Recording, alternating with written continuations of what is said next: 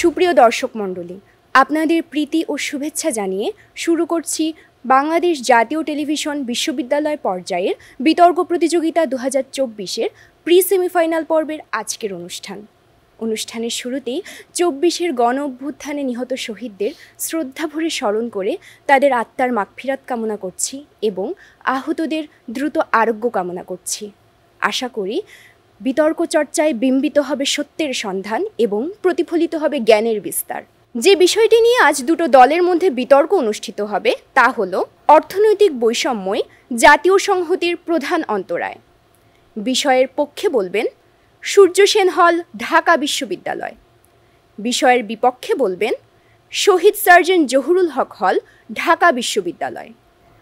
প্রিয় দর্শক, পরিচয় করিয়ে দিচ্ছি আজকের বিতার্কিকদের সাথে। পক্ষ দল সূর্য সেন হল, ঢাকা বিশ্ববিদ্যালয়ের বিতার্কিকরা হলেন মোহাম্মদ সাজিদ হাসান, আসাদুল্লাহ আল গালিব ও তাদের দলনেতা মুহাম্মদ মাসুম বিল্লাহ। বিপক্ষ দল শহীদ সার্জেন্ট জহুরুল হক হল, ঢাকা বিশ্ববিদ্যালয়ের বিতার্কিকরা হলেন নাহিদ হাসান, মোনেম শাহরিয়ার ও তাদের দলনেতা মুহাম্মদ আসিফুর রহমান। এবারে আমরা পরিচিত হব আজকের বিতর্ক প্রতিযোগিতার বিজ্ঞ বিচারক প্যানেলের সাথে। আজকের বিতর্ক প্রতিযোগিতায় বিচার কার্য পরিচালনা করবেন মোহাম্মদ মঞ্জুরুল ইসলাম, সাবেক সভাপতি, জগন্নাথ বিশ্ববিদ্যালয় debating society; Abu Taher, lecturer, BISC, সাবেক বিতার্কিক, ঢাকা বিশ্ববিদ্যালয়; ফয়সাল মাহমুদ শান্ত, সাবেক বিতার্কিক, জাহাঙ্গীরনগর বিশ্ববিদ্যালয়, লেকচারার, উত্তরা ইউনিভার্সিটি। সম্মানিত বিচারক বৃন্দ যে সকল বিষয়ের উপর নম্বর প্রদান করবেন তা হল উপস্থাপনা 5, ভাষার ব্যবহার ও উচ্চারণ 5, তত্ত্ব ও তথ্য পরিবেশনা 10, যুক্তির প্রয়োগ ও খণ্ডন 5। প্রিয় দর্শক, সবশেষে আমরা পরিচিত হব আজকের বিতর্ক প্রতিযোগিতার সম্মানিত সভাপতির সাথে, যিনি সমগ্র অনুষ্ঠানটি পরিচালনা এবং ফলাফল প্রদান করবেন। আমাদের মাঝে সভাপতি হিসেবে উপস্থিত আছেন ডক্টর মোহাম্মদ আনোয়ার হোসেন, সদস্য বিশ্ববিদ্যালয় মঞ্জুরি কমিশন ও অধ্যাপক, সমাজবিজ্ঞান বিভাগ, ঢাকা বিশ্ববিদ্যালয়। এবারে সম্মানিত সভাপতিকে মঞ্চে এসে আসন গ্রহণ করার জন্য বিনীত অনুরোধ জানাচ্ছি।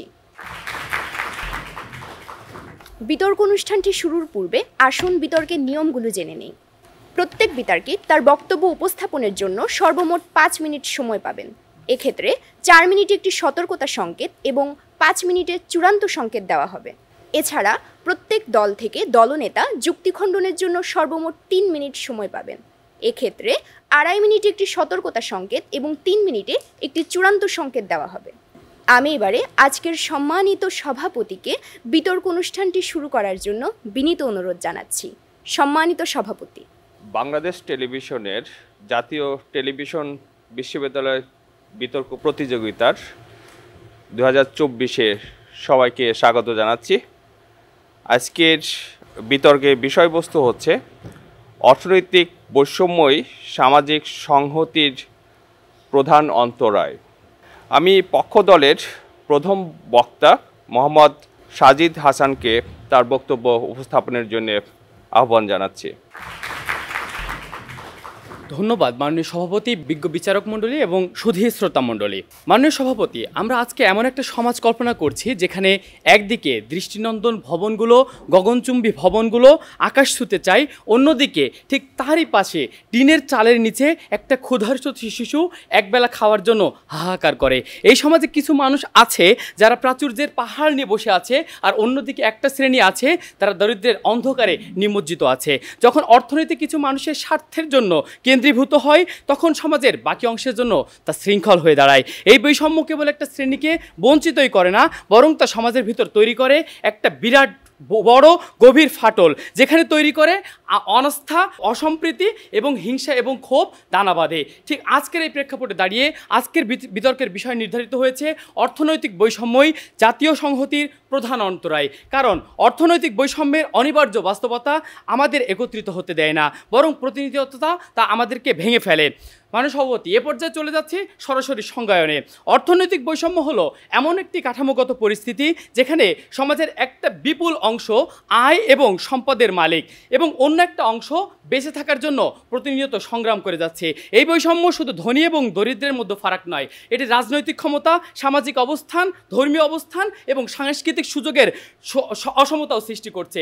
জাতীয় সংহতি বলতে বোঝাচ্ছি একটি সমাজের জাতির অভ্যন্তরের সম্প্রীতি এবং ঐক্যের এমন একটি অবস্থা যেখানে প্রতিটি নাগরিক নিজেকে রাষ্ট্রের অংশ মনে করে এবং রাষ্ট্রের সামগ্রিক উন্নতিতে অগ্রগতিতে অবদান রাখতে অনুপ্রাণিত হয় এবং জাতীয় স্বার্থে একই সুরে ঐক্যতানে মিলিত হয়। এবং প্রধান অন্তরায় দ্বারা আমরা আজকে বোঝাচ্ছি এমন বাধা যেটি জাতীয় সংহতি বিনষ্ট করে এবং অনেক বাধা যেটি সামাজিক, রাজনৈতিক, সাংস্কৃতিক, ধর্মীয় বিভাজন থাকতে পারে, কিন্তু প্রধান বাধা আসলে অর্থনৈতিক বাধা।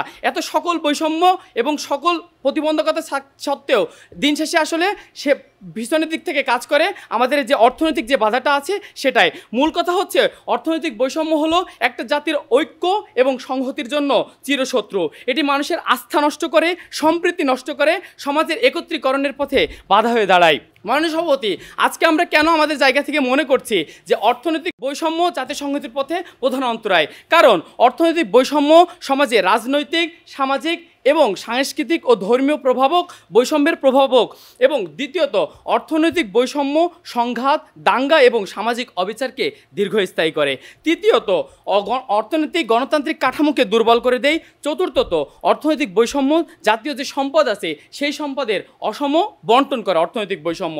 মাননীয় সভাপতি, আজকে আমরা আমাদের জায়গা থেকে দেখিয়ে যাওয়ার চেষ্টা করব কিভাবে রাজনৈতিক যে বৈষম্যগুলো আছে, রাজনৈতিক ক্ষেত্রে অর্থনৈতিক বৈষম্য কিভাবে একটি প্রভাবক হিসেবে কাজ করে। মাননীয় সভাপতি, দেখুন, প্লুটোক্রেসি তার তত্ত্ব অনুযায়ী বলেছে যে ধনীরা রাজনৈতিক সিদ্ধান্তকে নিজেদের জন্য, নিজেদের স্বার্থে প্রভাবিত করে। কিভাবে প্রভাবিত করে? যখন আমাদের দেশে দেখবেন ছোট ছোট কিংবা বড় বড় যে সমস্ত জাতীয় নির্বাচনগুলো হয়, তখন দেখবেন যে ধনীরা তাদের যে অর্থের যে ভাণ্ডার আছে সে অর্থের ভাণ্ডারটাকে খুলে দেয় এবং তারা এই নির্বাচনের সময় অর্থের ব্যাপক পরিমাণে বিস্তার ঘটায় এবং মানুষের ভিতরে অর্থ বিলি করে। ফলশ্রুতিতে একজন দরিদ্র যার অর্থের অভাব আছে কিন্তু যোগ্যতা আছে, সে কিন্তু কোনোভাবেই তা উপরে যে উঠবে এবং নির্বাচনে জয়লাভ করবে, তার এই সুযোগের যে সমতাটা ছিল সেই সুযোগের সমতাটা দিন শেষে স্থবির হয়ে যায়। ফলশ্রুতিতে রাজনৈতিক ক্ষেত্রে অর্থনৈতিক বৈষম্য হয়, অর্থনীতি একটি বৈষম্য সৃষ্টি করে।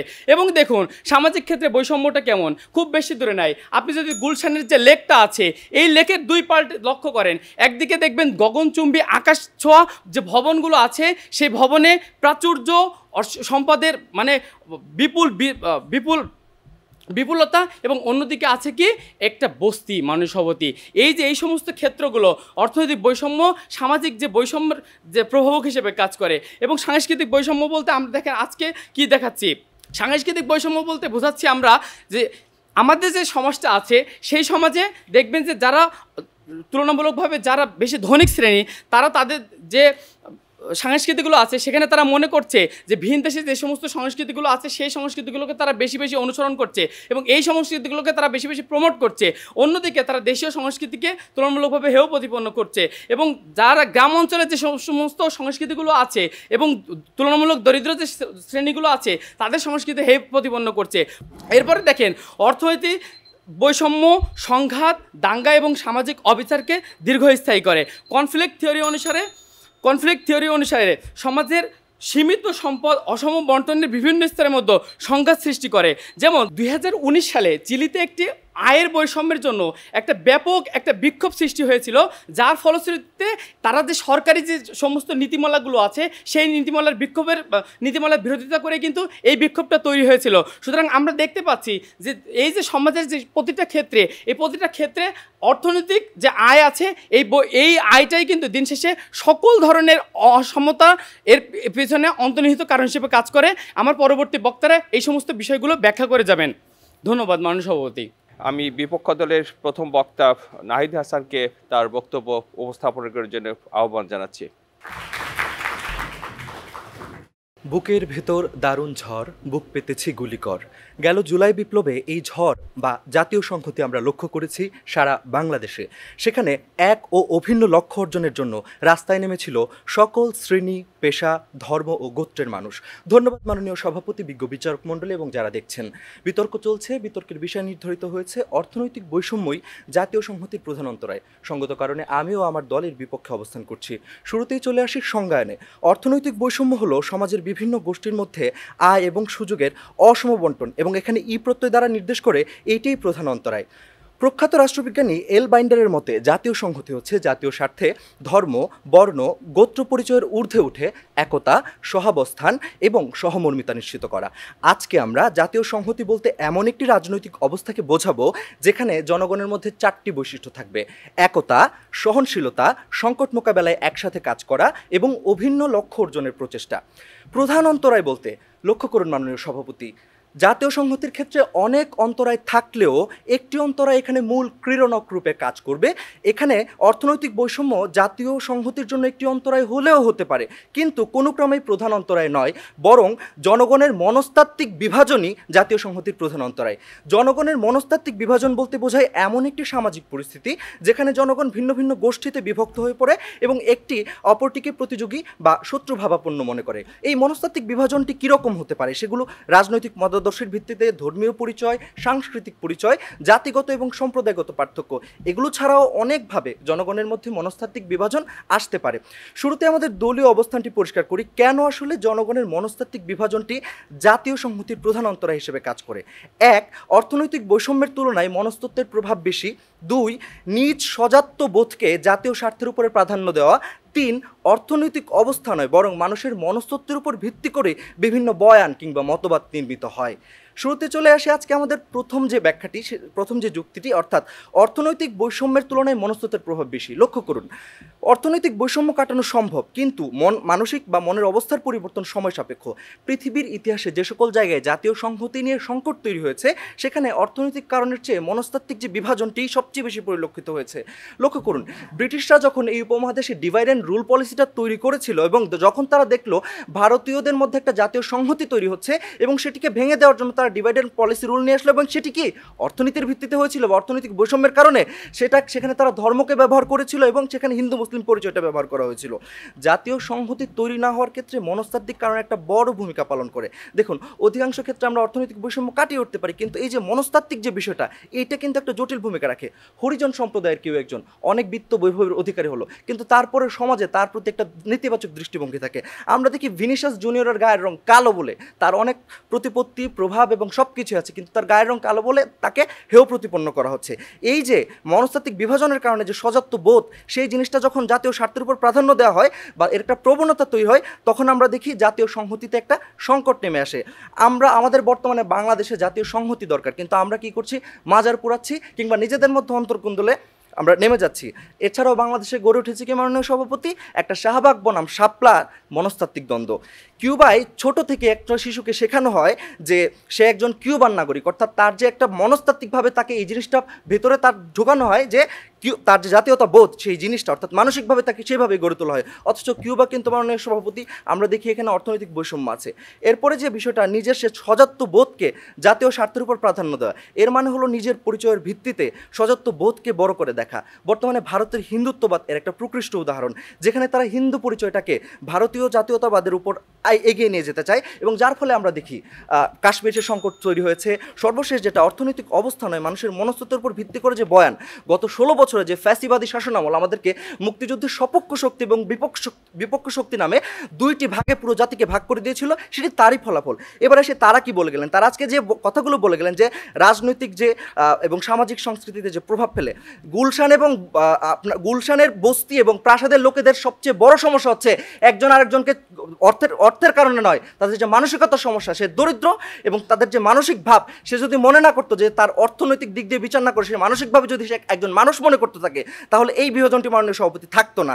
তারা যে কথাটি বলছে চিলিতে অর্থনৈতিক বা আয় বৈষম্যের জন্য বিক্ষোভ হয়েছে, মাননীয় সভাপতি এই বিক্ষোভটাই জাতীয় সংহতি। দেখুন কেন আজকে এই অর্থনৈতিক বৈষম্য কিন্তু জাতীয় সংহতির অন্তরায় নয়, বরঞ্চ জাতীয় সংহতিকে অর্থাৎ পুরো জাতিকে ঐক্যবদ্ধ করার জন্য একটি প্রেরণক রূপে কাজ করেছে। এটি আমাদের মূল বক্তব্য। পরবর্তীতে আমাদের দলের বক্তারা এসে বাকি যুক্তি খণ্ডন করে যাবে। ধন্যবাদ মাননীয় সভাপতি। পক্ষ দলের দ্বিতীয় বক্তা আসাদুল্লাহ আল গালিবকে তার বক্তব্য উপস্থাপনের জন্য আহ্বান জানাচ্ছি। ধন্যবাদ মাননীয় সভাপতি, বিজ্ঞ বিচারক মণ্ডলী এবং উপস্থিত সুধী। আমাদের আজকের বিতর্কের বিষয় নির্ধারিত হয়েছে অর্থনৈতিক বৈষম্যই জাতীয় সংহতির প্রধান অন্তরায়। আমার প্রতিপক্ষের বিতর্কিকদের কথাই তারা বলে গিয়েছে যে আজকে তারা অর্থনৈতিক বৈষম্যকে নয়, বরঞ্চ তারা মনে করছে যে আজকে আমাদের এই মানুষের মধ্যে যে মনস্তাত্ত্বিক বিভাজন, এই বিভাজনটাই হলো আজকের জাতীয় সংহতির ক্ষেত্রে প্রধান অন্তরায়। এই ক্ষেত্রে মাননীয় সভাপতি গুরুত্বপূর্ণ বিষয় হচ্ছে তারা বলে গেল যে আমার অর্থনৈতিক যে সমাধান, অর্থনৈতিক মুক্তি, এটা পরিবর্তন হতে পারে, কিন্তু আমরা বাস্তবতার নিরিখে তারা ইউটোপিয়ান ওয়ার্ল্ডে দাঁড়িয়ে একটা হচ্ছে বিতর্ক করে গেল যে আমার যে অর্থনৈতিক অবস্থা, অর্থনৈতিক পরিস্থিতি, এটা দূর করা সম্ভব। কিন্তু আদতে দেখেন যে আমরা প্রথমত অর্থনৈতিক কারণেই আমরা কিন্তু বৃহত্তর পাকিস্তান রাষ্ট্র থেকে প্রথমে বিভাজিত হয়েছি। এইটা কিন্তু কোনো ধরনের ধর্মীয় বা মনস্তাত্ত্বিক দ্বন্দ্বের কারণে নয়। আমরা প্রচুর পরিমাণে ইতিহাস পড়েছি যে কী পরিমাণে নিষ্পেষণ, অর্থনৈতিক নিষ্পেষণ, শোষণ করা হয়েছিল এই বাংলার মানুষের প্রতি, যার ফলশ্রুতিতে আমরা বিভাজিত হয়েছি মাননীয় সভাপতি। এরপরে দেখেন তারা যে মনস্তাত্ত্বিক বিভাজনের কথাটা বলছে, এই মনস্তাত্ত্বিক বিভাজনটা কিন্তু দূর করা সম্ভব যদি না আপনার এই অর্থনৈতিক অবস্থার উন্নয়ন না ঘটে। অর্থনৈতিক একটা অবস্থার উন্নয়ন যখন আপনার ঘটবে, যখন আপনি বাজারে গিয়ে দেখবেন যে দ্রব্যমূল্যের যে ঊর্ধ্বগতি, এই ঊর্ধ্বগতি নিম্নের দিকে যাচ্ছে, আমার দেশের খেটে খাওয়া মানুষ তার মৌলিক অধিকারগুলো থেকে বঞ্চিত হচ্ছে না। আজকে আপনি আপনার সরকারি হাসপাতালে গিয়ে আপনি আপনার যে প্রাপ্য সেবাটা, এই সেবাটা পাচ্ছেন। আপনাকে অর্থের অভাবে ধুকে ধুকে মরতে হচ্ছে না হাসপাতালের ওই ফ্লোরে বসে। তখন আপনি বুঝবেন যে না, আসলে আমার দেশকে নিয়ে একটু কাজ করতে হবে, আমার দেশের উন্নয়নটা দরকার। কিন্তু যখন একটা বৃহত্তর মানুষ, যেখানে আমার 30% মানুষ আগে দারিদ্র্যসীমার নিচে বসবাস করছে, সেই মানুষটা নিজের পরিবার, নিজেকে নিয়ে ব্যস্ত, আসলে আমি কিভাবে বাঁচবো, আমার পরিবার কিভাবে বাঁচবে, এই যে একটা ভাবনাটা, এই জায়গা থেকে তার যে মনস্তাত্ত্বিক দ্বন্দ্ব, মনস্তাত্ত্বিক বিভাজন, এই বিভাজনটা তৈরি হয়। অর্থাৎ আপনার যে সমস্যাটার কথা আপনি বলছেন, এই সমস্যাটার মূলে হচ্ছে আপনার অর্থনৈতিক বৈষম্য মাননীয় সভাপতি। কেননা আপনার যদি ওই অর্থনৈতিক বৈষম্যটা না থাকে, আপনার কখনোই ওই হানাহানি করতে যেতে হয় না, কিংবা কোনো একটা প্রভাবশালী রাজনৈতিক ব্যক্তির চামচা হয়ে কখনো ওই মাজার কিংবা হচ্ছে কোনো একটা স্থানে গিয়ে হামলা করতে হয় না, কিংবা কোনো ধরনের চুরি ডাকাতি, ছিনতাই কিংবা ঘুষের মতো বাণিজ্য কিংবা টেন্ডারবাজির মতো বাণিজ্য, এই বাণিজ্যগুলো করতে হয় না। এবং একই সাথে দেখেন যে আসলে রাজনীতির ক্ষেত্রটা আসলে কি, রাজনীতি আসলে কেন করা হয়। রাজনীতির প্রত্যেকটা মানুষ প্রথমত রাজনীতি বৃহত্তর স্বার্থে চিন্তা করে যে আমার অঞ্চলে, আমার এলাকার মানুষের জন্য কিছু করা দরকার, কিছু উন্নয়ন করা দরকার। কেমন উন্নয়ন? সেটা হচ্ছে একটা স্কুল, ভালো স্কুল করা দরকার, যে স্কুলে পড়ালেখার মাধ্যমে একটা সমাজের মানুষ সুশিক্ষিত হবে এবং তার যে অর্থনৈতিক সিকিউরিটি, এই সিকিউরিটিটা এনশিওর হবে। কিন্তু আমার সমাজে দেখেন আজকে গ্রাম এবং শহরের মধ্যে কত রকমের বিভাজন। আজকে গ্রামের একটা শিক্ষার্থী কত রকমভাবে সুযোগ থেকে বঞ্চিত হচ্ছে, কিন্তু আমার শহরের শিক্ষার্থীগুলো হচ্ছে তারা সুযোগ পেয়ে যাচ্ছে। এই যে বৈষম্য, গ্রাম এবং শহরের শিক্ষার বৈষম্য। এবার আসেন আয়ের বৈষম্য। মাননীয় সভাপতি, এখানে আপনারা সবাই বিভিন্ন প্রফেশনে আছেন, আপনারা আরও বেশি ভালো জানেন যে আমাদের এই প্রফেশনগুলোতে কি পরিমাণে আন্ডার পেমেন্ট করা হয়, কি পরিমাণে শ্রমিক শোষণ করে তাদেরকে নিয়ে কাজ করানো হয়। 40 লক্ষ শ্রমিক মানুষ এই দেশে তাদের যে ন্যূনতম প্রাপ্য মজুরি, এই মজুরিটা পায় না। একই সাথে আপনি বিভিন্ন ধরনের কর্পোরেট প্রতিষ্ঠান কিংবা সরকারি প্রতিষ্ঠানগুলোতে যান, সেখানেও দেখবেন যে আমাকে আন্ডার পেমেন্ট করা হচ্ছে। অর্থাৎ এই ধরনের যে বৈষম্যগুলো তৈরি হয়, এই বৈষম্যগুলো থেকে আপনার মনস্তাত্ত্বিক বিভাজনটা তৈরি হয়, যার ফলশ্রুতিতে আপনার সংহতিতে বাধা সৃষ্টি হয়। বরঞ্চ আপনি যখন এই সমস্যাগুলো দূর করবেন, আপনার অর্থনৈতিক কোনো সমস্যা থাকবে না, তখন আপনি জাতীয় সংহতিতে আসতে পারবেন। তখন আপনি বুঝতে পারবেন যে না, আমার দেশ ভালো হয়েছে, আমার দেশের উন্নতি করা দরকার এবং আমার মাধ্যমে সেই উন্নতিটা প্রয়োজন।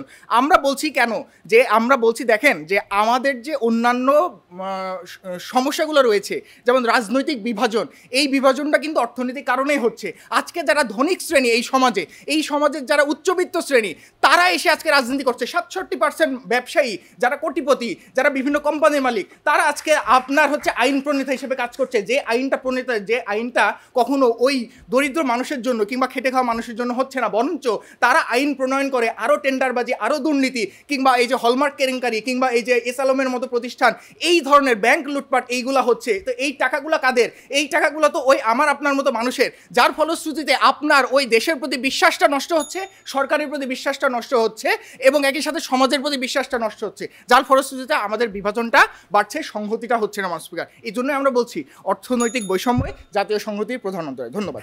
আমি এখন বিপক্ষ দলের দ্বিতীয় বক্তা মনিম শাহরিয়ার অন্তুকে তার বক্তব্য উপস্থাপনের জন্য আহ্বান জানাচ্ছি।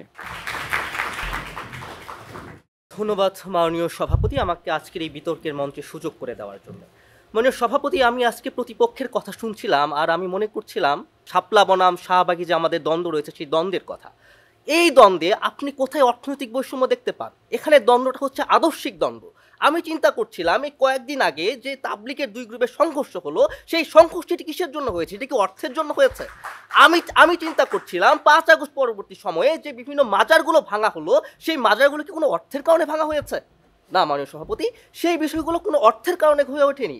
সেই বিষয়গুলো ছিল আদর্শগত বিষয় থেকে, যে আমার অরাজক পরিস্থিতি হয়েছে, আমার দেশের বিভাজনগুলো সৃষ্টি হয়েছে, সেটি হয়েছে আমার দেশের এই যে অবস্থা, মানুষের মনোজাগতিক যে বিভাজন রয়েছে, বস্তুগত যে মানুষের মনোজাগতিক যে বিভাজনগুলো রয়েছে, সেই বিভাজনগুলো তারা কাটিয়ে উঠতে পারেনি, এটির জন্য হয়েছে মাননীয় সভাপতি। মাননীয় সভাপতি দেখুন, আমরা আজকে 3টি পয়েন্ট নিয়ে কথা বলছি, যার মধ্যে দ্বিতীয় পয়েন্টটি হলো মনোজাগতিক বিভাজনের ফলে স্বায়ত্তবোধকে জাতীয় স্বার্থের উপরে মানুষজন রেখে দেয়, এবং এটি রাখার মাধ্যমে আপনার যে এই সকল কথাবার্তাগুলো তারা বলার চেষ্টা করে গেলেন যে এখানে এই বিভাজনগুলো হচ্ছে, সেখানে বিভাজনগুলো হচ্ছে, যার প্রধান কোনো অর্থনৈতিক বিষয়টা মোটেও না, সেটি আমি একটা তত্ত্বের মাধ্যমে ব্যাখ্যা করে যাচ্ছি।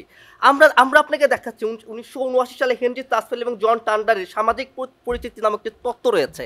এই তত্ত্ব আপনাকে দেখায় সমাজের ভিতর যেসব গোষ্ঠী রয়েছে, উপগোষ্ঠী রয়েছে, তাদের ভেতর ইনগ্রুপ এবং আউটগ্রুপের সৃষ্টি হয়। এই ইনগ্রুপ যারা রয়েছে তারা নিজের অন্যান্য গোষ্ঠীর উপর প্রভাব বিস্তার করতে চায়, এবং প্রভাব বিস্তার করার জন্য নানা রকম আপনার সেখানে শোষণের কথা তারা করে এবং শোষণ চালায় মানুষ। সভাপতি, আজকে তারা যে 71 সালে মুক্তিযুদ্ধের কথা বলে গেলেন, সেই মুক্তিযুদ্ধ কিন্তু কোনো অর্থের কারণে প্রথমে হয়নি। মুক্তিযুদ্ধের ইতিহাস সৃষ্টি হয়েছিল সাংস্কৃতিক আগ্রাসনের কারণে। তারা প্রথমে আমার ভাষার ওপর আঘাত করেছিল, তারা প্রথমে অর্থের ওপর আঘাত করে নাই। এই যে তারা যে অর্থের কথা বলছেন, সেই অর্থের বিষয়টা এই মনোজাগতিক শোষণের কারণে হচ্ছে, এবং তারা যখন শোষণ করে একটা ওয়েপন, একটা অস্ত্র হিসেবে মাননীয় সভাপতি, তখন তারা অর্থনীতিকে বেছে নিচ্ছে। এটার প্রধান কারণ হচ্ছে মানুষের যে মনোজাগতিক যে বিভাজনের কারণে তার নিজেদের উপরে গ্রুপে নিয়ে আসতে যাচ্ছে এবং আউটগ্রুপ করতে যাচ্ছে অপর পক্ষকে, যার কারণে হয়েছে। মানে সভাপতি, তাদের কথা যদি সত্য হয়ে উঠতো, তাহলে আপনি দেখুন 5 আগস্ট যেখানে আমার জাতীয় বিপ্লবটি হয়েছে, সেখানে সকল ধর্মের সকল বর্ণের মানুষ সেখানে আপনার উপস্থিত হয়েছে। সেখানে অর্থনৈতিক বিভাজন ছিল, আজকের বাংলাদেশে যত অর্থনৈতিক বিভাজন রয়েছে তখন অর্থনৈতিক বিভাজন ছিল। তারপরেও মানুষ কেন রাস্তায় নেমে এসেছে? কারণ মানুষ সেখানে তার যে অর্থনৈতিক যে অবস্থা, সেই অর্থনৈতিক অবস্থাকে দূরে সরিয়ে যে জাতীয় ঐক্য, যেটা জাতীয় সংহতি, একটা অবস্তুগত বিষয়, যেটা অনুভূতিগত বিষয়, সেই বিষয়টিকে মানুষ তার নিজ হৃদয়ে ধারণ করতে পেরেছে। এই হৃদয়ে ধারণ সে তখন করতে পারবে যখন সে এই মনের দিক থেকে তার যে বিভাজন রয়েছে, সেই বিভাজনকে সে কাটিয়ে উঠতে পেরেছিল। আমার সভাপতি, মানে সভাপতি দেখুন, আজকে যে তারা যে বিভিন্ন রকম কথাবার্তা বলে গেলেন, যে তাদের একটা কথা হলো যে দেখেন এখানে এই অর্থনৈতিক বৈষম্যের কারণে এরকম সামাজিক রাজনৈতিক আমার উপপক্ষের সৃষ্টি হচ্ছে, এখানে এরকম গোষ্ঠীগত দ্বন্দ্বের সৃষ্টি হচ্ছে। মানে সভাপতি দেখুন, এই দ্বন্দ্বগুলো আপনাকে অর্থ দিয়ে কোনো কেউ তৈরি করছে না। এই যে বিগত ফ্যাসিস্ট সরকার আপনি এই দ্বন্দ্বগুলো কীভাবে তৈরি করেছে, তারা 16 বছর যাবত ধরে আপনাকে শিখিয়েছে যে যারা মুক্তিযুদ্ধের, যারা আমার কথা বলবে তারা হচ্ছে মুক্তিযুদ্ধের সপক্ষের শক্তি, যারা হচ্ছে আমার বাইরে কথা বলবে তারা হচ্ছে জঙ্গি, তারা হচ্ছে মুক্তিযুদ্ধের বিপক্ষের শক্তি।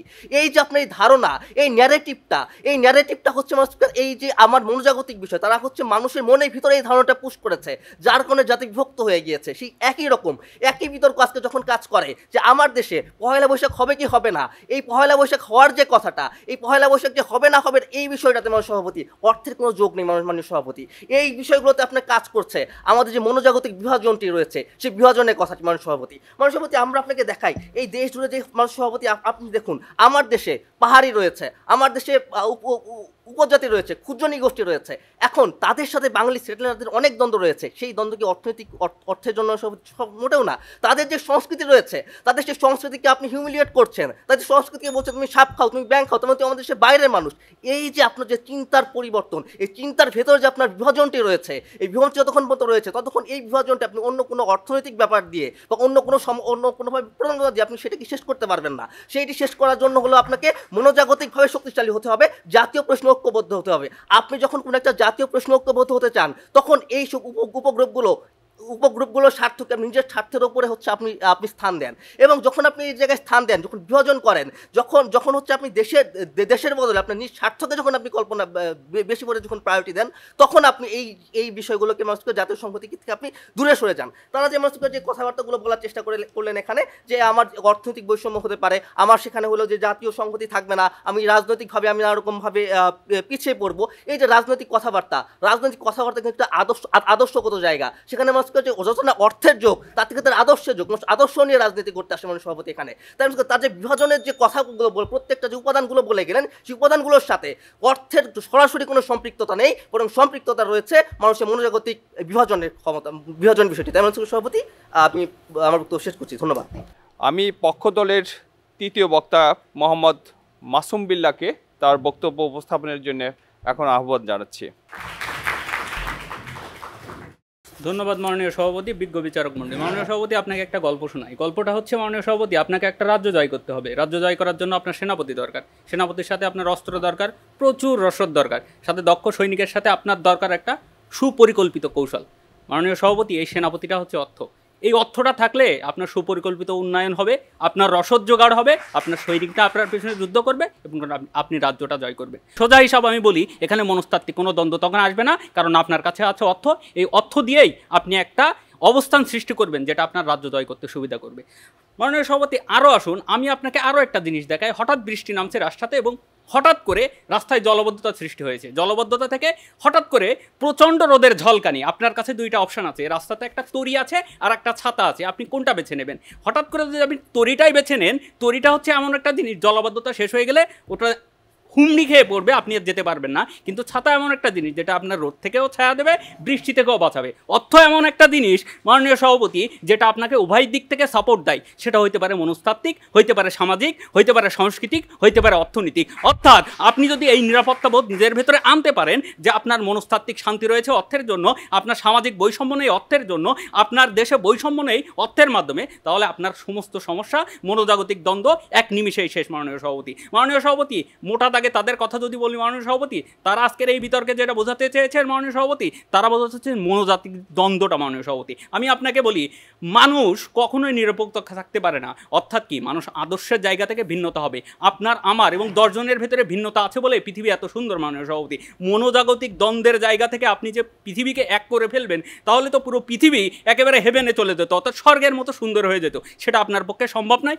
এবং কেন সম্ভব নয় এটা যদি আমি আরও বলি, মানুষের রুচি, চাহিদা এবং অভ্যাসের পরিবর্তন হয়। অর্থাৎ এখানে তাদের জন্য একটা কথা, পরিবর্তনই একমাত্র শব্দ, শুধু পরিবর্তন হয় না, আর পৃথিবীর সব কিছু পরিবর্তনশীল। অর্থাৎ কি, তাদের কথা মনস্তাত্ত্বিক দ্বন্দ্বটা একসময় পরিবর্তন হবে। তাদের কথার ভেতরে নিহিত আছে, জুলাই অভ্যুত্থানের সময় নাকি সবাই মানুষ সকল বিভেদ ভুলে এক হয়েছে। মাননীয় সভাপতি, যদি বিভেদ ভুলে সবাই এক হতে পারে, তাহলে কেন মনস্তাত্ত্বিক পরিবর্তন সম্ভব না? কেন এই ফ্যাসিবাদটাকে তাড়িয়ে দিয়ে আমাদের যে শোষণটা, আমাদের যে অন্যায়টা, এটা আমরা ঢেকে দিতে পারি? তাহলে মনস্তাত্ত্বিক যে দ্বন্দ্বটা রয়েছে সেটা আমাদেরকে দূরীভূত করতে যথেষ্ট হচ্ছে অর্থ আর কি। এবং মাননীয় সভাপতি, তারা আজকে প্রথমে এসে বলে গেছিল তারা একতার কথা বলে, সহনশীলতার কথা বলে। পরবর্তীতে আমরা এখান থেকে কোনো কিছুই দেখতে পাই নাই যে একতা কোথায় আর সহনশীলতা কোথায় এবং মনস্তাত্ত্বিক দ্বন্দ্বটা কোথায়। তাদের নিজেরাই জানে না তারা আজকে কোথায় বিতর্কটা করছে। এবং মাননীয় সভাপতি, আপনাদেরকে আমি একটু শুধু একটা কথা বলে যাই। মাননীয় সভাপতি, তারাও যখন বলছে একটা জাতির ভেতরে যখন মনস্তাত্ত্বিক দ্বন্দ্ব থাকে, তাদের জাতীয় সংগতিতে এক হতে দেয় না। মাননীয় সভাপতি, আমি তাদের কাছে প্রশ্ন রেখে যাই, পাকিস্তান রাষ্ট্র কেন বিভাজিত হয়েছিল? তাহলে মুসলিম সংখ্যাগরিষ্ঠ জনগোষ্ঠী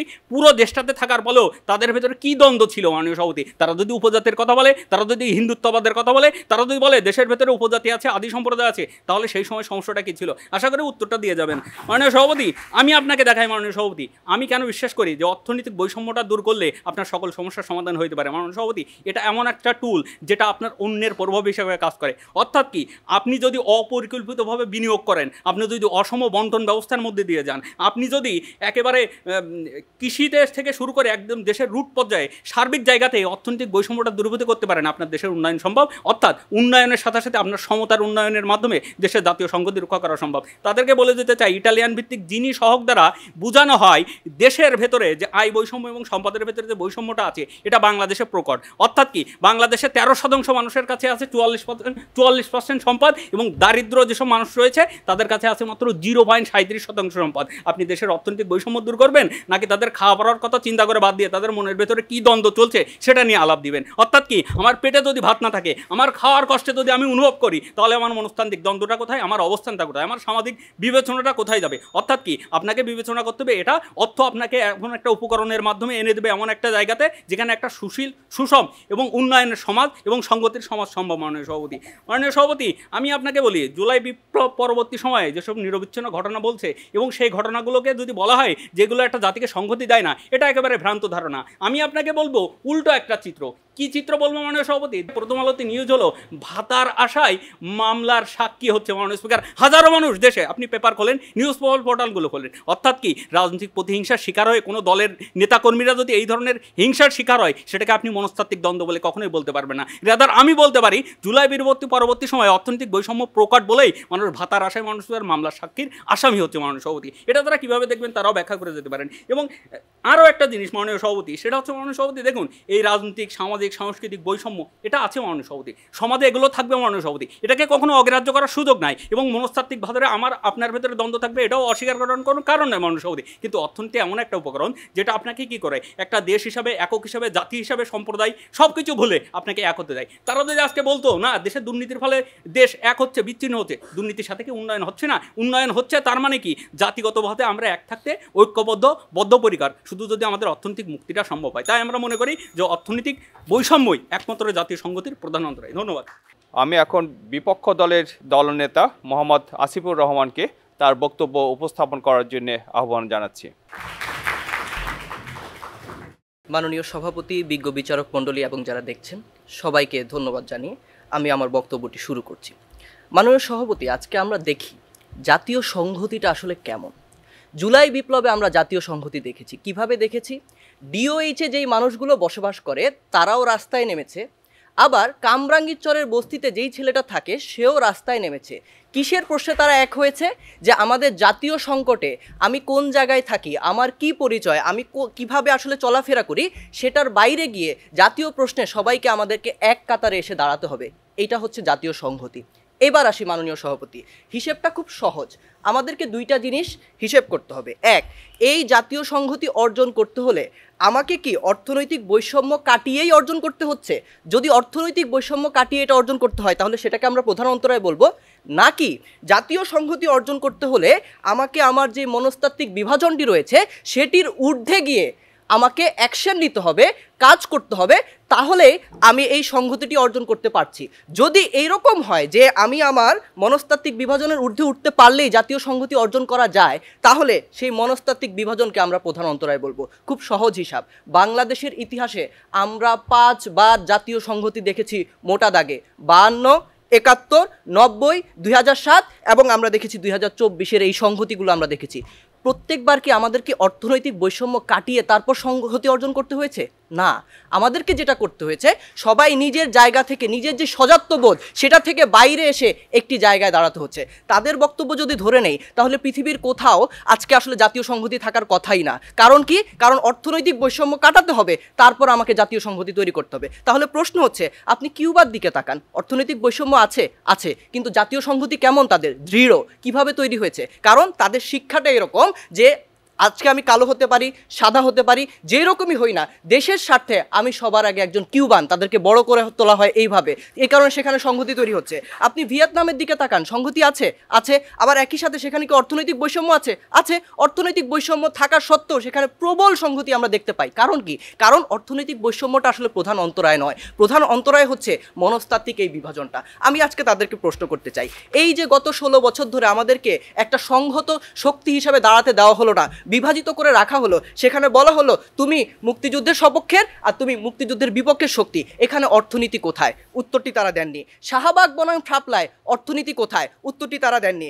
সুন্নি, শিয়া, মাজার, আহমদিয়া, এই যে এত বিভাজন, এই জায়গায় অর্থনীতি কোথায়? তারা আজকে উত্তরটি দেননি। বিহারি বনাম বাঙালি, পাহাড়ি বনাম বাঙালি, এখানে অর্থনীতি কোথায়? তারা আজকে উত্তরটি দিয়ে যাচ্ছেন না। কারণ আসলে এখানে অর্থনীতি নয়, এখানে মনস্তাত্ত্বিক বিভাজনটি সবচেয়ে বড় রোলটি প্লে করছে। এখন তাদের প্রশ্ন হচ্ছে, সবার তো আলাদা আলাদা ধরনের চিন্তা থাকবে, সবার তো আলাদা আলাদা ধরনের দর্শন থাকবে, তাহলে সবাইকে কি আমরা এক করে ফেলতে পারবো? আমরা তো এক করার কথা বলছি না, আমরা বলছি তারা যেটা বিশ্বাস করে সেটার বাইরে গিয়ে একটা কমন গ্রাউন্ড থাকবে, কমন জায়গা থাকবে, জাতীয় স্বার্থের প্রশ্ন যখন আসবে সেই কমন জায়গাটিতে সবাই যাবে। যেটা আমরা জুলাই বিপ্লবের পরে দেখেছি, কওমি ঘরানার মানুষজন আমরা দেখেছি তারা মন্দির পাহারা দিয়েছে। তার যেই মনস্তাত্ত্বিক জায়গা, সেই যে সুপিরিয়রিটি কমপ্লেক্সে ভুক্ত, যে হ্যাঁ আমি কওমি, আমি আকিদা, সহি আকিদাতে বিশ্বাস করি, এই জায়গাটি থেকে সে বের হয়ে মন্দির পাহারা দিয়েছে। এই যে তার মনস্তাত্ত্বিক বিভাজনের জায়গাটি থেকে সে বের হয়ে জাতীয় সংহতির জন্য, জাতীয় প্রশ্নে এক হয়েছে, এটিকেই আমরা আজকে বলছি যেটি যদি করা যায় তাহলে কিন্তু আমাদের জাতীয় সংহতিটি তৈরি হয়। অর্থাৎ এটিই হচ্ছে আমাদের প্রধান অন্তরায়। আশা করি আমি এই জিনিসটি খুব সহজভাবে এখানে ক্লিয়ার করতে পেরেছি। এবার আসি, তাদের কাছে আমার দুইটা বড় প্রশ্ন আছে। এক, আপনারা বলছেন সব কিছুতেই অর্থনৈতিক বৈষম্যটি গুরুত্বপূর্ণ ভূমিকা পালন করে, তাহলে আমাকে দেখান তুরস্কের যারা কুর্দি তাদের উপর কেন এই ধরনের হামলাগুলো করা হয়, বা তুরস্ক কেন তাদেরকে দমিয়ে রাখতে পারে? এখানে কি অর্থনীতির প্রশ্ন? না, এখানে ভাষার প্রশ্ন। অর্থাৎ এই যে তুরস্ক বিশ্বাস করে যে কুর্দিদের আলাদা ভাষার উপর তার একটা স্টেট থাকা দরকার নেই, বা কুর্দিরা সুপিরিয়র হয়ে যাবে, কখনো তারা যেই বড় আসনটি রয়েছে সেই আসনে চলে যাবে, এই ভয় থেকে কিন্তু তুরস্কই কাজ করে। আমরা দেখেছি চীনেও এই ধরনের কাজ করেছে উইঘুরদের উপরে। অর্থাৎ এই যে আপনি জিনিসগুলো দেখছেন, এখানে কোনোভাবেই আপনি অর্থনীতিকে টানতে পারেন না। আপনি দেখতে হবে কেন আসলে সৌদির হাতে এত টাকা থাকা সত্ত্বেও কেন সৌদি আসলে শিয়াদের উপরে বিভিন্ন ধরনের হামলা, অত্যাচার, নির্যাতন করে থাকে। সে তো চাইলেই পারতো যে তার হাতে অনেক টাকা আছে, সে প্রাসাদ করে, সেই প্রাসাদ দিয়ে সে তো শিয়াদেরকে আরও উন্নত জীবন দিতে পারতো, কিন্তু সে কেন দেয় না? কারণ মনস্তাত্ত্বিক বিভাজন, সুন্নিদের যেই অধিকার বা সুন্নিদের যেই সদাত্মবোধ, সেটাকে ধরে রাখতে হবে। যেটা আমরা দেখি যে অর্থনৈতিক বৈষম্য অনেক সময় কাটিয়ে ওঠা যায়। ভিনিসিয়াস জুনিয়রের উদাহরণ আমরা বারবার বলছি, তার তো অর্থনীতির কোনো সমস্যা নেই, সে তো অর্থনৈতিকভাবে স্বাবলম্বী, কিন্তু মানুষ কি তাকে গ্রহণ করছে না, কারণ তার গায়ের রং, তার চামড়ার রং কালো। অর্থাৎ এই যে সজাত্যবোধ, এখান থেকে যখন কেউ বের হয়ে আসতে না পারবে ততক্ষণ জাতীয় সংহতি অর্জন করা যাবে না। এই কারণেই এই সজাত্যবোধ বা মনস্তাত্ত্বিক বিভাজনকে আমরা জাতীয় সংহতির প্রধান অন্তরায় বলছি। এখন যুক্তি খণ্ডনের পালায়। এখন যুক্তি খণ্ডনের জন্য আমি পক্ষ দলের দলনেতা মোহাম্মদ মাসুম বিল্লাহকে তার বক্তব্য উপস্থাপনের জন্য অনুরোধ করছি। ধন্যবাদ সভাপতি, আমাকে আরও একবার সুযোগ দেওয়ার জন্য। মাননীয় সভাপতি, তাদের পুরো বিতর্কের একটা বিষয় ছিল যে এই পুরো পৃথিবীতে, পুরো বাংলাদেশে যত ধরনের দ্বন্দ্ব রয়েছে, যত ধরনের সংঘাত রয়েছে এবং সংগতি বিনষ্টকারী যত উপাদান রয়েছে, সেটা হচ্ছে মনস্তাত্ত্বিক ব্যাপার, এবং মনস্তাত্ত্বিকভাবে আমরা বিভাজিত, মানে জাতি হিসেবে আমরা এক না, আমাদের সেই সংগতি সম্ভব না। এখন তাদের কথা শুনে মনে হচ্ছে তাদের দ্বন্দ্বটা হচ্ছে ভাষা নিয়ে, তাদের দ্বন্দ্বটা হচ্ছে ধর্ম নিয়ে, তাদের দ্বন্দ্বটা হচ্ছে দক্ষতাগত নিয়ে, তাদের দ্বন্দ্ব হচ্ছে জাতিগত নিয়ে। যখন আপনি হিন্দু মুসলিম বিভাজনের কথা বলেন, যখন আপনি পাহাড়ি আদিবাসীদের কথা বলেন, যখন আপনি উইঘুরের মুসলিমদের কথা বলেন, যখন আপনি ইরাকের শিয়া সুন্নিদের কথা বলেন, এই সবগুলো ব্যাপারগুলোতে কখনো মনস্তাত্ত্বিক দ্বন্দ্ব একক একটা কারণ নাই। অর্থাৎ কি, তাদের জায়গা থেকে তারা আজকে দেখিয়ে যেতে পারেনি শুধু মনস্তাত্ত্বিক কারণেই জাতীয় সংগতির অন্তরায়, তারা আজকে বরঞ্চ দেখিয়ে গিয়েছে ভাষা, জাতি, সম্প্রদায়, এই সবগুলো বিরাট একটা সংমিশ্রণে একটাই জিনিস দাঁড়ায়, সেটা হচ্ছে বিভাজন। অর্থাৎ এই বিভাজনের পেছনের কারণটা তারা কখনো খোঁজে না। কারণ কি? বিভাজনের কারণটা হচ্ছে অর্থনৈতিক। কারণ অর্থনৈতিক, কারণ তারা জানেন না। মাননীয় সভাপতি, আমি আপনাকে শুধু একটা উদাহরণ দেবো। উইঘুরের মুসলিমদের কথা বলছেন, তারা যে নির্যাতিত, তারা যে এক হতে পারে না, কিংবা তাদের যে অবস্থান, তারা আদেও জানে কিনা চীনের যে মোট জীবাশ্ম জ্বালানি তার 70% আছে উইঘুরে। অর্থাৎ কি, তাদেরকে আপনার গুরুত্ব দিতেই হবে। অর্থনৈতিক জিনিসটা আপনাকে কি করবে, অর্থনৈতিক জিনিসটাকে আপনাকে বিভাজিত করবে, অর্থনৈতিক জিনিসটাই তাদেরকে অবদমিত করবে যে উইঘুররা না আবার মধ্যপ্রাচ্যের, অর্থাৎ কি ওই যে কাজাকিস্তান, উজবেকিস্তান এই সমস্ত দেশের সাথে আতাত করে চীনকে না ভেঙে দেয়। অর্থাৎ কি, ইন্ডিয়া যেতে আপনার অর্থনৈতিক দ্বন্দ্বটাই এখানে মূল হাতিয়ার, অর্থই আপনাকে বিভাজিত করে। মানসিক দ্বন্দ্ব মানুষকে হয়তো সাডেন একটা টাইম পর্যন্ত, একটা নির্দিষ্ট সময় পর্যন্ত পরিবর্তনের আদলে একটা জায়গাতে অবস্থান নেয়, কিন্তু অর্থনীতি এমন একটা জায়গা, অর্থনীতি এমন একটা বিষয় যেটা আপনি জাতি হিসেবে এক হতে পারেন না। মাননীয় সভাপতি, আমার কাছে মনে হচ্ছে তারা আসলে জানে কিনা জাতীয়তাবাদের জায়গা থেকে, জাতীয় সংহতির জায়গা থেকে ব্যাপারটা কি হইতে পারে। মাননীয় সভাপতি, একই ধরনের মানসিক অনুভূতি বা সহানুভূতি কিংবা একই ধরনের যে প্রেরণা, সেই জায়গাটা থাকতে হবে। অর্থাৎ কি, তার জন্য শুধু মনস্তাত্ত্বিক দ্বন্দ্ব এমন একটা রোল প্লে করবে, পুরো জাতিকে বিভাজিত করে দেবে। তাহলে তো বিভাজিত করলে তাদের কথা মতো আমরা 47, 52, 58, 54, 69, 71 কিছুই পেতাম না। আমরা মনস্তাত্ত্বিক দ্বন্দ্বতেই পুরো পৃথিবীতে বিভাজিত হয়ে থাকতো, বাংলাদেশ পাকিস্তান ভূখণ্ডের সাথে সংযুক্ত থাকতো। মনস্তাত্ত্বিক দ্বন্দ্বটাই যদি এতই প্রকট হতো তাহলে তো আমরা পাইতাম না অর্থনৈতিক মুক্তিটা। অর্থাৎ কি, আপনার অর্থনৈতিক মুক্তিটা আগে দরকার নাকি আপনার মনস্তাত্ত্বিক দ্বন্দ্বটা নিরসন করা দরকার? তাদের কাছে প্রশ্ন রয়ে গেল। তারা আবার বলছে শাহবাগী আর শাপলাদের দ্বন্দ্ব। আমি মাননীয় সভাপতি তাদেরকে একটা কথা বোঝাতে পারছি না, স্বাতন্ত্র্যবোধের জায়গা থেকে আপনি ব্যক্তি হিসেবে, একজন ব্যক্তি, আপনার কাছে কোন জিনিসটা সব থেকে বড়? আপনার কাছে অর্থের ঘাটতি, আপনার জীবনযাত্রার মান খারাপ, আপনার দারিদ্র্য সীমার নিচে বাস করেন, আপনার সামাজিক মূল্যায়ন নেই, আপনার নৈতিকতা নেই, আপনার স্বদেশপ্রেম নেই, কোন জিনিসটার আপনার অভাব? এই সবগুলো জিনিস কি আগে আপনি মানসিক দ্বন্দ্বের কথা বলবেন, মনোজাগতিক দ্বন্দ্বের কথা বলবেন? কখনো এটা মানসিক মনোজাগতিক দ্বন্দ্বে না। আপনার যদি স্বদেশপ্রেমের অভাব থাকে সেটাকে আপনি কখনো মনোজাগতিক দ্বন্দ্ব বলতে পারবেন না, সেটা তার একান্ত ব্যক্তির ইচ্ছা। অর্থাৎ কি, আমি বলতেছি এই জায়গাগুলো থেকে, মনোজাগতিক জায়গা থেকে আপনি একক হিসেবে কোনো কাজ এককভাবে করতে পারবেন না, আদর্শগত জায়গা থেকে দ্বন্দ্ব থাকবে। আপনি যখন দেখুন জুলাই বিপ্লব পরবর্তী সময় বিভিন্ন রাজনৈতিক দলেরও উত্থান হচ্ছে, অর্থাৎ কি আপনি কি বলবেন এই রাজনৈতিক দলের ভিতরে যে বিভাজনটা রয়েছে সেটা মনস্তাত্ত্বিক দ্বন্দ্ব, যার ফলে দেশ হিসেবে আমরা সংগতি হতে পারবো না, আমরা এক হতে পারবো না। আমি বরঞ্চ কি বলি, কার্ল মার্ক্সের কথা বলি। কার্ল মার্ক্স কি বলে যায়? শ্রেণীদ্বন্দ্বের সংগ্রামের কথা বলে যায়। অর্থাৎ কি, আপনি যখন ধনিক শ্রেণী হয়ে বেশি সুবিধা পান এবং দরিদ্রের সমান নিচে বসবাস করতে থাকে এবং একটা দেশ হিসাবে আপনি এই প্রভাবটা, এই আধিপত্যবাদের পৃষ্ঠে নিজের অস্তিত্ব সংকট ফেলান, তখনই আপনাকে বুঝতে হবে অর্থনৈতিক সংকটটা কেন বেশি জরুরি, অর্থনৈতিক জিনিসটা কেন বেশি পুরো বিশ্বব্যাপী জরুরি। এবং আমি মনে করি অর্থনৈতিক সংকটটাই এবং অর্থনৈতিক অন্তরায়টা জাতি হিসেবে আমাদের সংগতির প্রধান অন্তরায়। ধন্যবাদ। ধন্যবাদ পক্ষ দলের দলনেতাকে তার বক্তব্য উপস্থাপনের জন্য। আমি এখন বিপক্ষ দলের দলনেতাকে তার বক্তব্য উপস্থাপন করার জন্য আহ্বান জানাচ্ছি। মাননীয় সভাপতি, আপনাকে ধন্যবাদ আবারও আমাকে বক্তব্য রাখতে দেওয়ার জন্য। খুব দুঃখ ভরেই বলতে হয় মাননীয় সভাপতি, আমার বিরোধী দলীয় যে বন্ধুরা রয়েছেন তারা আমাদের অবস্থানটি আজকে বুঝতে পারেননি। আজকে তিনি বললেন না যে শাপলা এবং শাহবাগ এদের মধ্যে তো একটা মনস্তাত্ত্বিক বিভাজন থাকবে, এটা একটা স্বাভাবিক বিষয়। আমরা বলছি যে এই বিভাজনটা থাকবে, এটা আমরাও মানি, স্বাভাবিক বিষয়। কিন্তু দেশের প্রশ্নে, জাতির প্রশ্নে, সংহতির প্রশ্নে আপনাকে এটা ঊর্ধ্বে উঠতে হবে। কীরকম? 2013 সালে যখন হচ্ছে শাপলা চত্বরে একটা ম্যাসাকার চালানো হলো, শাহবাগ থেকে তখন বলা হচ্ছে যে এটা খুব ভালো কাজ করা হয়েছে, বা তাদের পক্ষ থেকে এই ধরনের এই যে একটা সহিংসতা করা হয়েছে, সেই দিন আসলে জাতীয় সংহতির জন্য আমাদের কি করা দরকার ছিল? যারা শাহবাগী তাদেরও বলা দরকার ছিল, যাদেরকে মারা হচ্ছে হতে পারে তারা হুজুর, কিন্তু তারা আমার দেশের নাগরিক, তাদের জীবনের মূল্য আছে, আমরা এর তীব্র প্রতিবাদ জানাই। এই যে আপনি মনস্তাত্ত্বিক বিভাজন থেকে এই জায়গাটাতে যে উঠতে পারলেন, অর্থাৎ একটা কমন গ্রাউন্ডে যে আপনি কথা বলতে পারলেন, এই কথা বলাটা জরুরি। এই জিনিসটাই আমরা বলছি যে যদি আপনি কথা না বলতে পারেন তখন আপনার সংহতিটা হয় না। কথাটা হয়েছে কখন? কথাটা হয়েছে জুলাই বিপ্লবে। একই সাথে বিএনপি, তারপর হচ্ছে শিবির, জামাত, যা যে কোনো রাজনীতি করে না আমার মতো মানুষ, আমরা সবাই দেশের প্রশ্নে একসাথে কথা বলেছি। আমরা যারা এতদিন বলতাম যে আসলে আমরা অ্যাপলিটিক্যাল, আমরা পলিটিক্স পছন্দ করি না, সেই মানুষগুলোও আমরা পলিটিক্সে আসলাম, পলিটিক্যাল একটা ডিসিশন মেক করার জন্য আমরা কথা বললাম। এই যে আমার দ্বন্দ্বের জায়গাটা থেকে আমি উঠতে পারলাম, এই যে বিভাজনের জায়গা থেকে আমি উপরে উঠে গেলাম, এইটাই জরুরি। অর্থনৈতিক জায়গায় কিন্তু জুলাই বিপ্লব আমার কোনো চেঞ্জ করতে পারেনি, কারোই অর্থনৈতিক বৈষম্যের জায়গায় খুব বেশি চেঞ্জ হয়নি, কিন্তু জাতীয় সংহতি আমরা অর্জন করেছি। কিভাবে?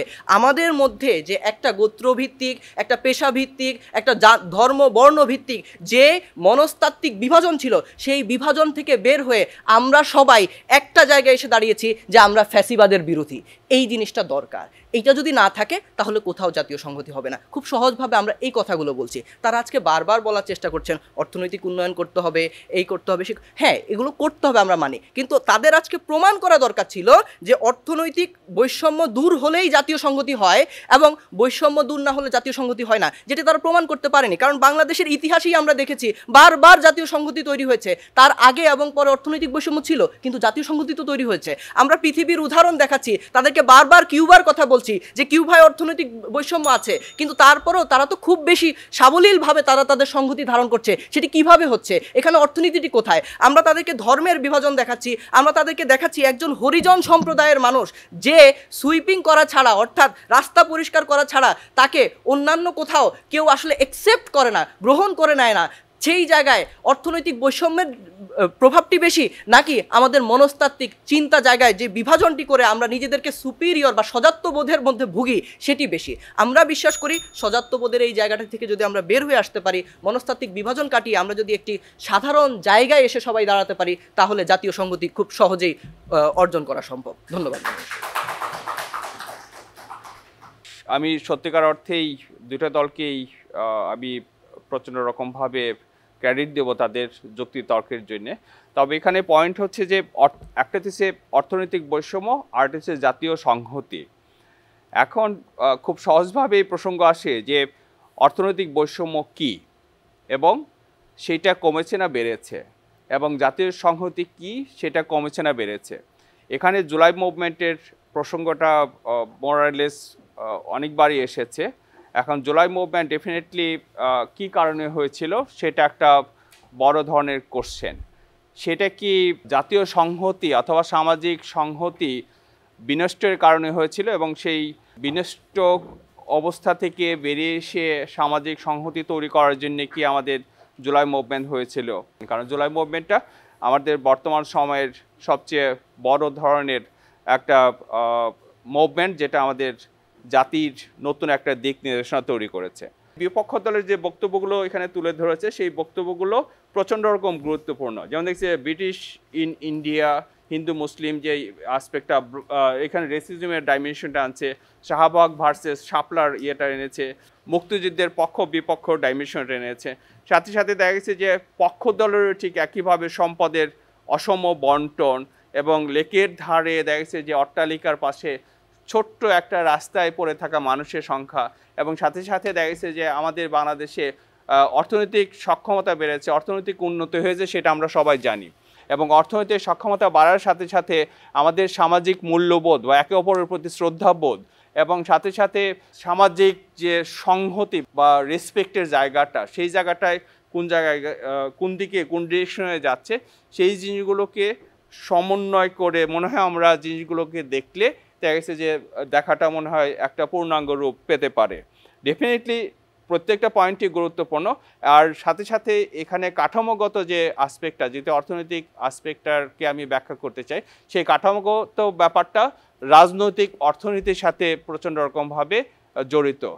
রাজনৈতিক অর্থনীতিটা আমাদেরকে অর্থনৈতিক উন্নয়নকে যেভাবে ডিফাইন করতে শেখায় বা পথ দেখায়, সে পথগুলো আমাদের সাধারণ মানুষের জন্যে বা আমাদের সামাজিক কাঠামোর জন্যে বা আমাদের যে উন্নয়নের যে বয়ানগুলো, সেই বয়ানগুলোর সাথে আমাদের সামাজিক ন্যায় বিচার, সামাজিক অসমতা, এই জিনিসগুলোর সাথে কতটুকু সামঞ্জস্যপূর্ণ অথবা সাংঘর্ষিক, এই জিনিসগুলোকে আমল নিয়ে মনে হয় আমাদের আলোচনাগুলো এগোলে আলোচনাটা আরও পরিপূর্ণতা লাভ করবে। এই বিতর্কের শেষে একটা কাজ আমাদের করতে হয়, সেটা হচ্ছে যে ফলাফল ঘোষণা। এই ফলাফল ঘোষণার আগে আমি বলে নিচ্ছি, দুই দলকে আমি অভিনন্দন জানাচ্ছি তাদের সুন্দর বক্তব্য উপস্থাপন করার জন্য, এবং সর্বশেষ পর্যায়ে বিজয়ী দল হিসেবে এখানে যে আমি রেজাল্ট দেখতে পাচ্ছি, সেখানে বিপক্ষ দল শহীদ সার্জেন্ট জহুরুল হক হল ঢাকা বিশ্ববিদ্যালয়কে দেখছি, এবং এখানে শ্রেষ্ঠ বিতার্কিক হিসাবে মোহাম্মদ আসিফুর রহমান শহীদ সার্জেন্ট জহুরুল হক হলকে করছি। বিজয়ী দলের ব্যালট 3 এবং বিজিত দলের ব্যালট 0। সবাইকে অসংখ্য ধন্যবাদ এই বিতর্কে অংশগ্রহণ করার জন্য, এবং সবার জন্য শুভকামনা করছি। ধন্যবাদ।